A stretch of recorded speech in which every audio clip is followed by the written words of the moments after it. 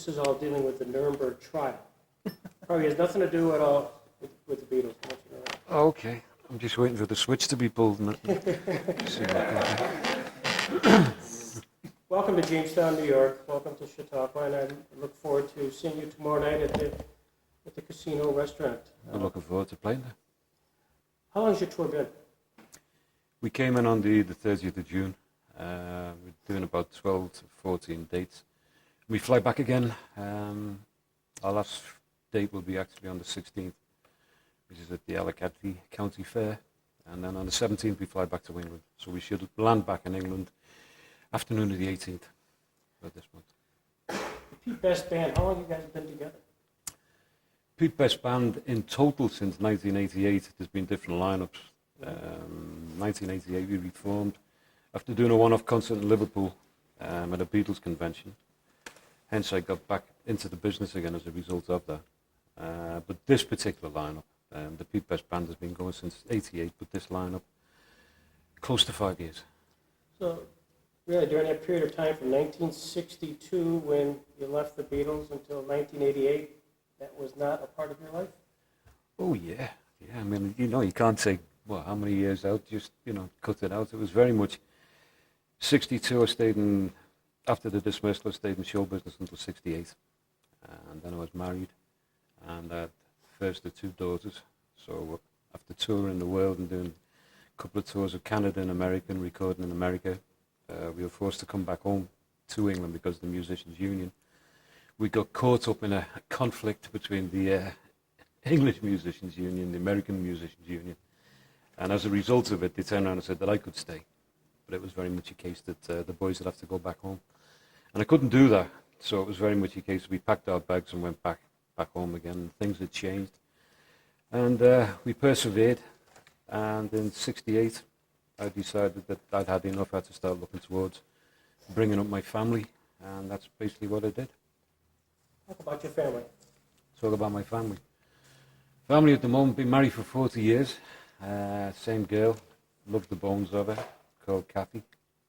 2 daughters, Bieber and Bonita. And 4 grandchildren, Blaze, Holly, Honey and Shay, which I spoil and idolize. Okay. When they come and sit on your lap and say, Dad, tell us about the Beatles, what do you tell them? Well, if my daughter sat on my lap right at the present moment, they must probably break my knee. But, but if the grandkids sit on my lap, no, it won't be. I think, it's something which I've never sat down and basically talked to them about. They found out from going to school, and the grandchildren have found out because now I'm back in show business and there's drum kits lying all around the house and they want to play drums, and I've got the mini drum kits, so they know where Granddad's heritage came from, so to speak. Let's talk about your heritage. Let's talk about, because everybody does want to know about you and how you got affiliated with the Beatles and through Alan Williams, wasn't it? Indirectly, yeah. I suppose you could turn around and say it goes back before that. Alan was 1960. My acquaintance with the Beatles was really 1959, when they were known as the Quarrymen. And that was through my mother, who opened a club in Liverpool, which is called the Casbah. Mm-hmm. And it was a coffee club, which started off as a humble coffee club, but in fact ended up after 3 years being the catalyst for the Merseybeat sound, which the world knows today. And the band which should have opened it, which was the Led Stewart Quartet, broke up a couple of weeks beforehand. Mm-hmm. And 2 of the founder members of that band, who were Ken Brown and George Harrison, came down and saw my mother and basically turned around and said, your opening band isn't opening the club anymore because they no longer exist. To which she was slightly shocked and perturbed. But George basically turned around and said, I happen to know a couple of guys who aren't doing anything at the present moment. So she turned around and said, George, getting close to opening night, bring them down, I'll put the deal to them. It was going to be a residency and it was like gold in those days. So, lo and behold, it came down the next day and they turned out to be John Lennon and Paul McCartney. And my mother, Mona, put the deal to them and it was agreed. They turned around and said, yeah, we're going to do it, we're going to open the club. And my mother turned around and said, what are you going to call yourselves? And John turned around and said, well, we used to be called the Quarrymen. How does that sound? She said, sounds fine enough to me. And of course, as history portrays now, they helped decorate the club and it's still there in its total entirety today. Did you know either John and Paul, did they have a reputation at all in the Liverpool area? No, not before I'd known them. I was aware of George because he used to play at a little club that I used to go to, which was like a skiffle club or something like that, like a Sunday night hop. So I was aware of George, but John and Paul, no, that fateful meeting in August 1959 was the one that led to, becoming a Beatle a year afterwards. What kind of music did you play? How'd you put your set together? Very easy. It was cover numbers, basically, even though they were writing material. At that stage, we were playing Chuck Berry, Little Richard, Fats Domino, Gene Vincent, Elvis Presley, you name it, Everly Brothers, Coasters, anything which was American, that's what we cut our teeth on, basically. And so this is 1959, and at your mother's club. Yeah. Did she pay you pretty well? Well, I was part of the family, so I didn't get paid. No, it was a family-run business. If I think back now, let's see what the princely sum that my mother paid them as the quarrymen, because they didn't have a drummer then, was £3. $3. Yeah, which is about what nowadays $6 American or something like that. But going back 40 odd years ago, that was a lot of money for kids of 16 and 17. So what was the next step in the progression? Next step in the progression was basically they stopped playing the Casbah. They auditioned for Larry Parnes. By this time, Stu Sutcliffe had joined them on bass. And in fact, it's a funny little story, actually. Again, the Casbah is responsible for it because he'd won his prize money, the John Moores exhibition, because Stu was a prolific painter. And we were sitting in the Casbah one night. The place had closed down. And John was on one side of him and Paul was on the other.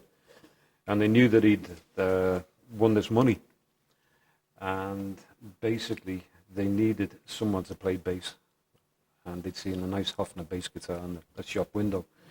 So after much persuasion, they turned around and said, they will teach Stu to play the bass if he buys the guitar and he can join the band. So of course, consequently, when the audition for Larry Parnes, Stu was part of the band. They changed the name to the Silver Beatles. They went off and auditioned, won the audition, went off and did a tour of Scotland. Should have been with Billy Fiore, but ended up with another Liverpool lad called Johnny Gentle. Mm-hmm. And they went up to Scotland, and it wasn't the tours that the world knows today, Beatle Phenomena and all the other bits and pieces. It was, in fact, it was a disaster. And the drummer they had then, Tommy Moore, basically came back from this and said, that's enough, Now, in the meantime, I've been playing drums with my own band, the Blackjacks, at the Casbah again, and around Liverpool, the other hops. And they knew I was playing drums. They'd seen me playing drums because they still socialised at the club. So I got a phone call, August 1960, from Paul McCartney. And he said, Pete, we've had the offer to go to Hamburg from Alan Williams. And this is where Alan comes into the story, okay? Even though we knew of Alan Williams, he was a character in Liverpool before that. And I turned around and said, I'll check it out with my own band and my own parents. Did that, and as a result of that, agreed to go to Hamburg, and that was the start of a whole new adventure. So what was this, 1960? August 60, yeah. 60? You did an interview not so long ago where you talked about the Beatles, and there are really three stages as to their images. The first was when they went to Germany. Could you explain a little bit about that, the three stages? You talk about the stage jackets, the leather. And oh, yeah. Yeah, if you think about it, when we went to Germany, we weren't the leather-clad image that most probably the world knows the Beatles today. We went out there and, in fact, we had lilac stage jackets, black pants, grey winkle pickers. For those of you who don't know what a winkle picker is, it's a big pointed shoe like that. And very fashionable. And that was the first stage, right? Being in Hamburg, we found that leather was cheap. And being Gene Vincent fanatics as well, we suddenly found the leather was cheap, and we could, our stage gear had rotted by this time, sweated and fell apart. Leather was cheap, we could wear it on stage, wear it off stage, sleep in it, eating it, drinking it, do anything we wanted to do in it, right? And we went into the leathers, and then progressively from that, of course, when Brian Epstein signed us up, that was the stage when we changed gradually into suits. What's the transition from Alan Williams, who was your manager that sort of got you to Hamburg, and then enter Brian Epstein? What's the transition there? Transition was basically, Alan took us out for the first trip. We had a little bit of a disagreement with him over percentages, so we didn't pay him. And as a result of that, my mother was very influential in getting us back into Germany again for the second trip, which was to the top 10. And then basically from that time on, since we came back from Germany in December 1960, I'd handled the business side of things because we didn't have an official manager. And I made sure that they were getting the bookings and fighting with the promoters as regards how much we should get and cranking the price up all the time, you know, like he used to do in Liverpool.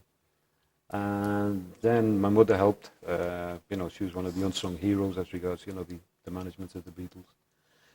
Until Brian came along.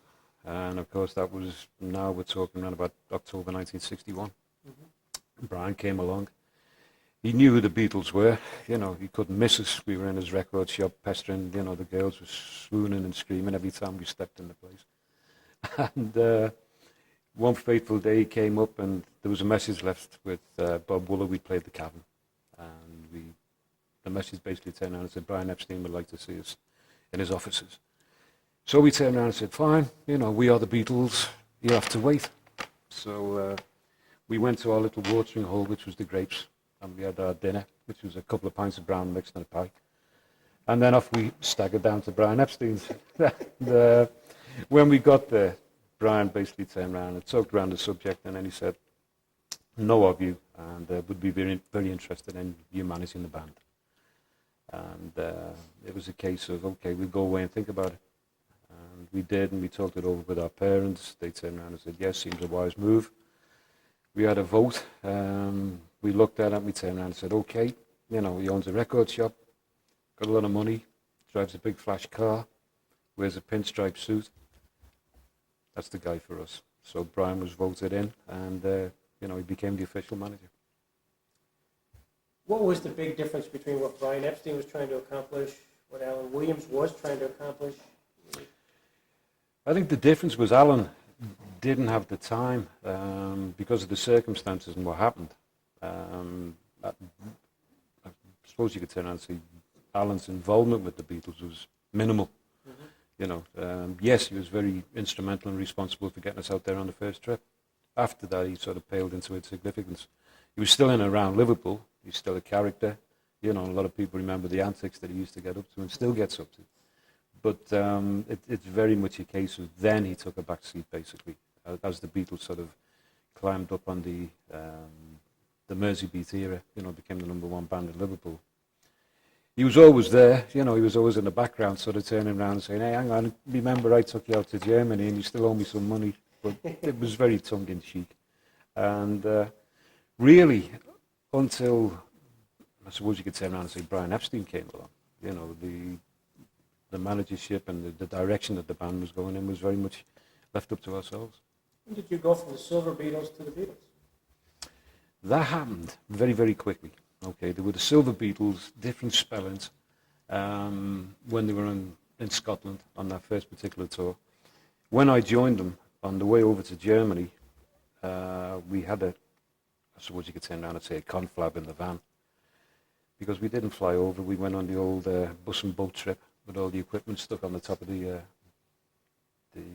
minivan. And we decided that silver was no longer required. We just wanted to be called the Beatles. And the poster turned around and said the Silver Beatles.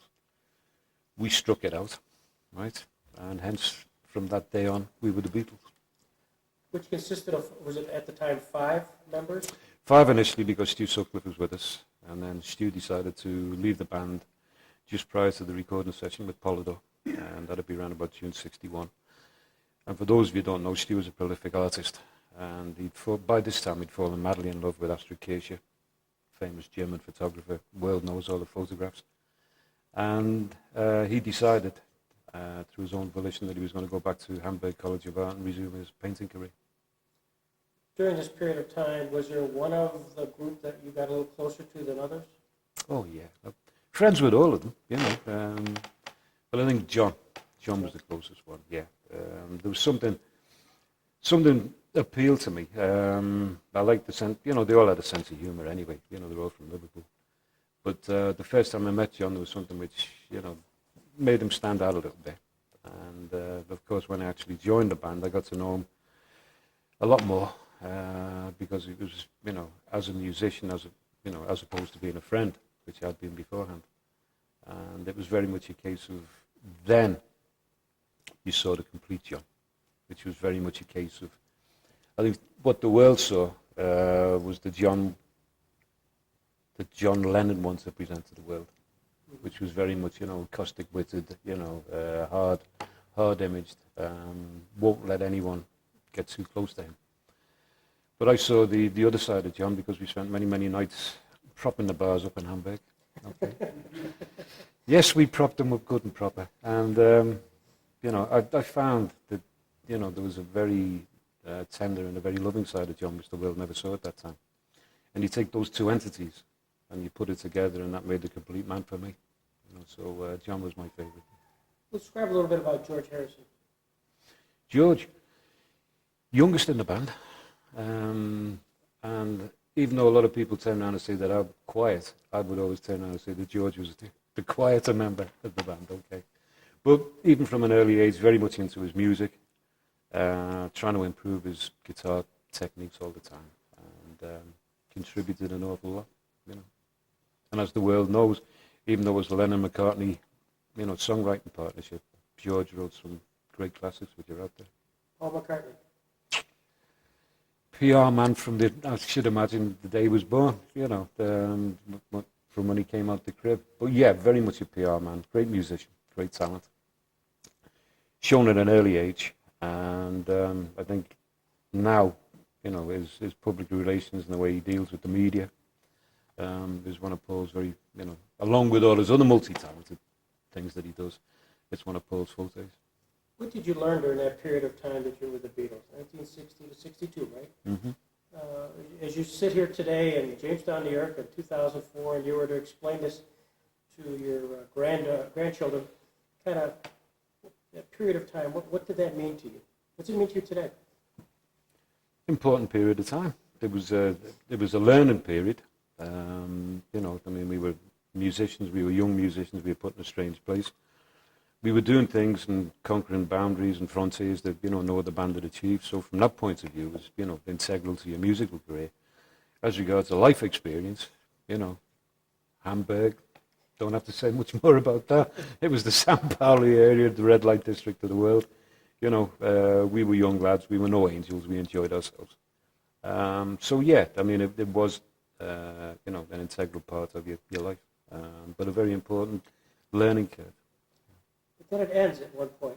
Describe how you're alerted that you're no longer part of the group.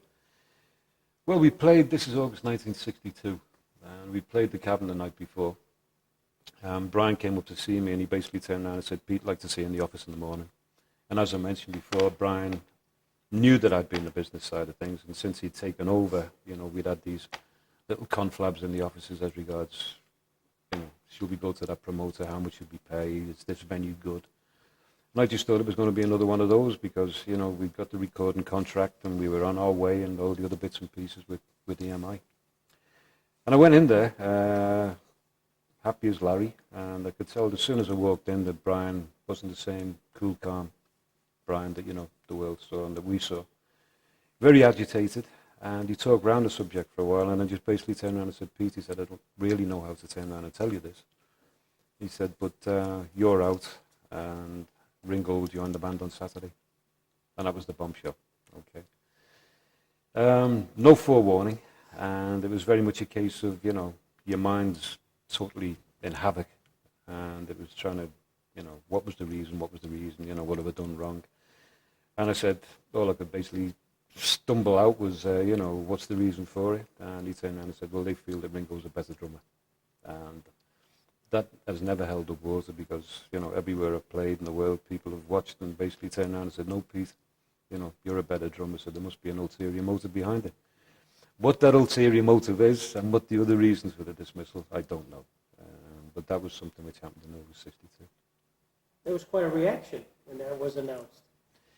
Yes, there was. It was very heartwarming. There was fan reaction in Matthew Street. There was banners, Pete Forever, Ringo Never. George got a black eye. I had nothing to do with it, by the way, just in case. And it was very heartwarming. It was lovely to see, your fan base, the reaction. They thought they could change things. There were petitions. Brian was threatened. I myself knew that, okay, the cornerstone had been laid. They couldn't change it. But it was heartwarming to see the support. Did you have any reason to stumble onto either George or John and ask why? Did they ever get any? We played on the same bill about 2 or 3 times. I joined a band called Lee Curtis and the All Stars. And we were coming off stage and they were going on stage. And that most probably isn't the best place to try and, resolve your differences. And then consequently, as a result of that, when you look at the history of the Beatles, their first record, Love Me Do, went into the charts. That was the start of this phenomenal journey that they went on, the icons of the music industry. And it was very much a case of it became more and more difficult to get in touch with them, because of what they were doing and how they were traveling. And plus the fact that M's empire was growing. And if they didn't want to talk to you, it didn't matter who you were, you wouldn't get through. Plus the fact you have your own career to concentrate on, so priorities change and you're very much a case of, okay, you're aware of what they're doing, but you're still in the business and you still got your own band, so you chase them as hard and as fast as you can. You were a selection for the American television program, I've Got a Secret. What happened there? Well, there was, I think it was on CBS. Gary Moore, I think, was the gentleman. And they asked me to actually come on as a celebrity guest and basically sort of kid the public up to who I was and, the reason for me being on the show. And, of course, I presented myself, and the secret was that, I was Pete, who used to be, the ex-Beatle or the ex-Beatles drummer, whichever they captioned it at that time. Did you know of Ringo? I mean, I know you knew of Ringo Starr, but did you get a sense that they were auditioning him at the time that this was going on? No. That's why I turned around and said before, there was no forewarning, so, there was circumstances you weren't aware of it. Everything was done behind closed doors, basically. Right. So if they had, I don't think it was auditioning, it was very much a case of who they could get to actually fill the drummer seat. And people came up afterwards to me, the drummers in Liverpool, and they basically turned around and said Ringo wasn't the first choice. Ringo may argue the case, but that's up to him. But other drummers have come up and turned around and said, no, we were approached, but it was your gig. You've been with them, you've done all the hard work. We weren't going to take your job. The other side of the coin is that Ringo was with a band that had been, the number one band, or possibly one of the leading bands in Liverpool at that time. They were in a state of decline because of what was going on with the Beatles and all the other bits and pieces. So the popularity was starting to dwindle a little bit. Mm-hmm. And if someone comes along out the Wild Blue Yonder, right, from number one band who's got a recording contract and turns around and says, hey, join us, you can't refuse them for not joining. Who was your idol growing up?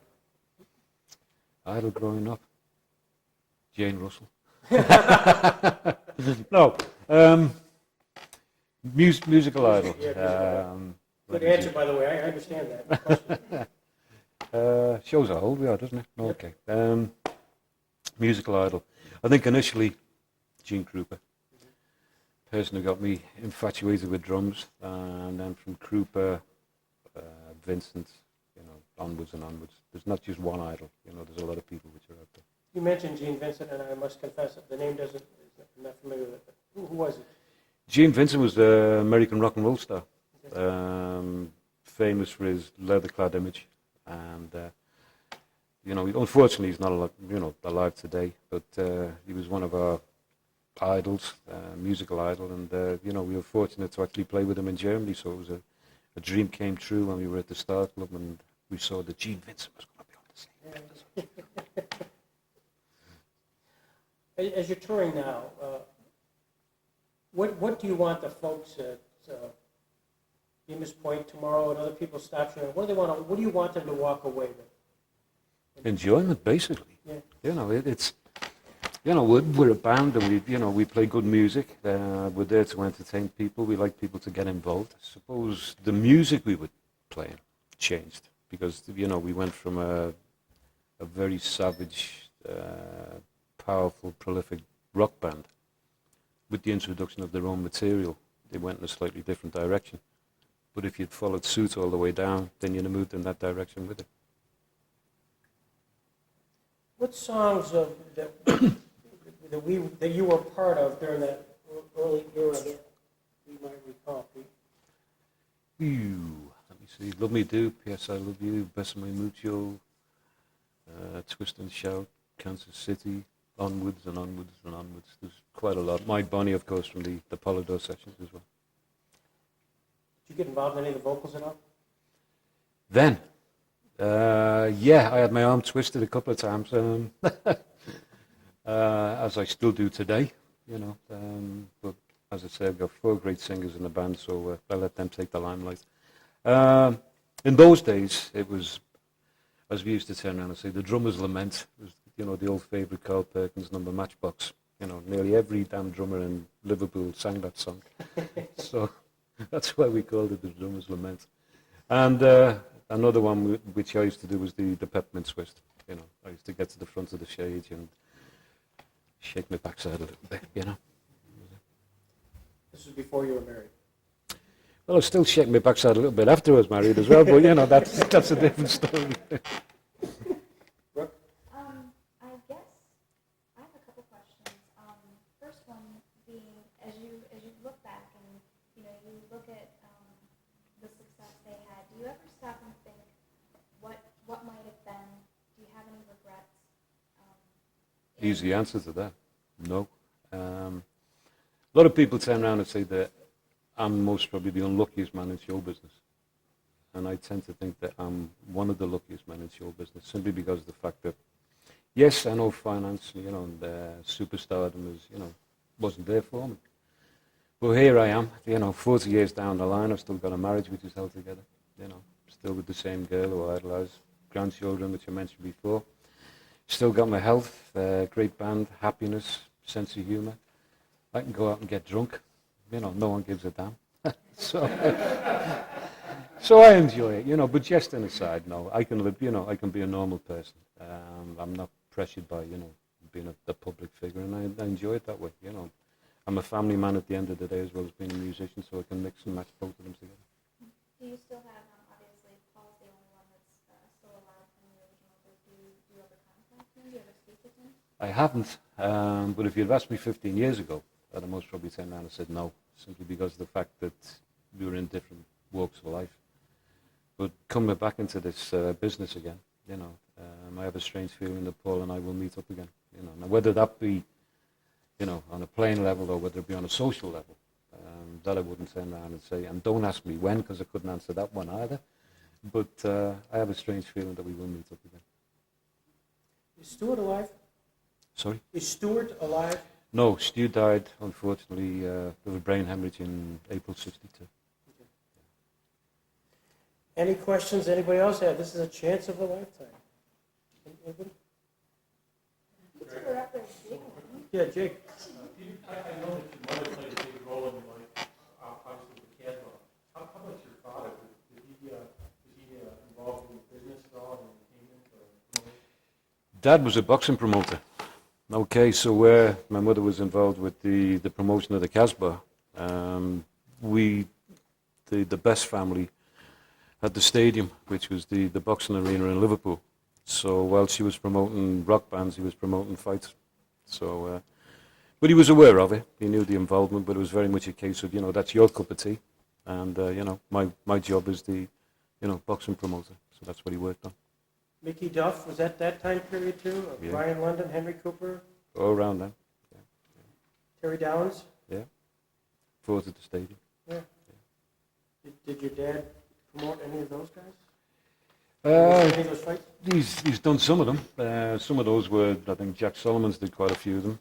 But if they were in the Liverpool arenas, as we came around and say, it would have been, you know, my dad John, who basically did all those. Right. Yeah. So you see, we come from a boxing family as well. Oh, that's So, terrific. Did you box? at school, yeah. Only amateur though. This has been terrific. Thank you ever so much, and look forward to seeing you tomorrow night. Thank you. Been a pleasure. Yeah, do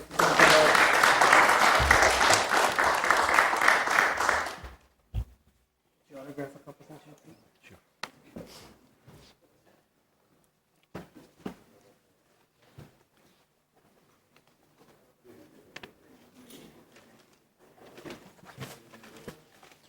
There's got to be one other one here.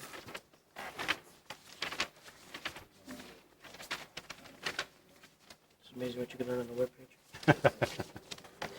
By the way, The for the fonts media of all folks, knowledge. can I get a copy of your tape, because I have to send it to Keith? Because this is, Keith wants copies of all this stuff. Keep putting it. Okay. Yeah, the whole tape. Did you audio tape? Could you make a copy of that, or, because, because of visa purposes, they were here in Jamestown, and I gotta, Welcome. Whose pen's that? that would be helpful. Greg?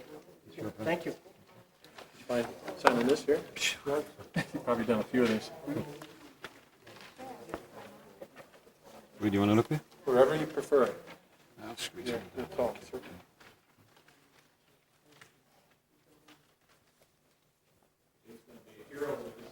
My wife's a tremendous fan. I am as well. But you're going to draw your picture in there.